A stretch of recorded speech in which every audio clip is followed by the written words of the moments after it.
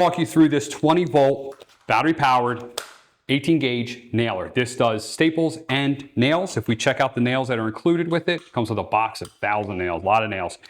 Load it up like that. 2 different shooting options. Single shot or continuous shot, which is wild. I think you would more likely use that on, so look, I'm not pulling the trigger. I'm just engaging it down like that.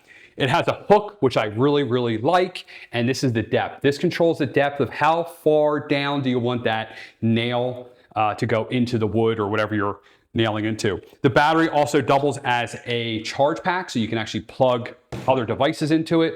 You see it's still, wow, it's still 100%. I've probably shot, I don't know, 50 nails. 100% still. You can also charge other devices with this to get power into this. It's very simple, which I really like. You don't have any proprietary chargers. USB-C. I think most manufacturers are going to be going this way. These guys are the first I'm seeing it. But yeah, there you go. Slides in, comes with a carrying case. What more can I say? This thing's awesome.